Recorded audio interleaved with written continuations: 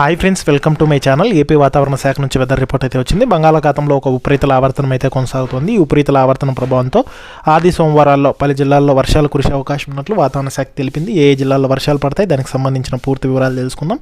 వీడియోని అయితే స్కిప్ చేయకుండా లాస్ట్ వరకు చూడండి. వీడియోలోని ఇన్ఫర్మేషన్ నచ్చితే ఛానల్ని సబ్స్క్రైబ్ చేసుకోండి. వీడియో యూస్ఫుల్ అనిపిస్తే మీ ఫ్రెండ్స్ అండ్ ఫ్యామిలీ మెంబర్స్కి మన వీడియోస్ని షేర్ చేసి నాకు సపోర్ట్ చేయండి. వీడియోస్ చూస్తున్నారు కానీ లైక్ చేయట్లేదు. మీరు ఎన్ని లైక్స్ చేస్తే నాకు అంత సపోర్ట్ ఇవ్వకుంటుంది. అలాగే వీడియోను కూడా హైప్ అయితే ఇవ్వండి. ఇక లేట్ చేయకుండా టాపిక్ అయితే వెళ్ళిపోదాము.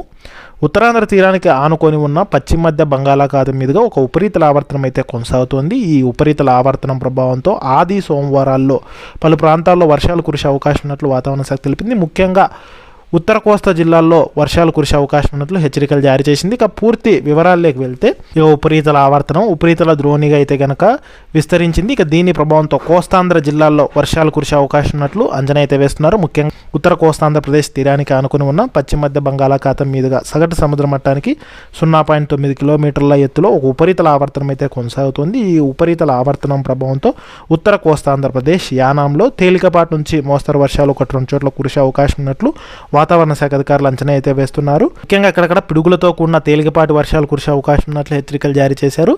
ఇక ఏపీలో ఆది సోమవారాల్లో శ్రీకాకుళం, పార్వతీపురమన్యం, విజయనగరం, అల్లూరి సీతారామరాజు, పోలవరం, విశాఖపట్నం జిల్లాల్లో చెదురుముదురుగా పిడుగులతో కూడిన తేలికపాటి వర్షాలు కురిసే అవకాశం ఉన్నట్లు ఏపీ విపత్తుల నిర్వహణ సంస్థ హెచ్చరికలు అయితే జారీ చేసింది.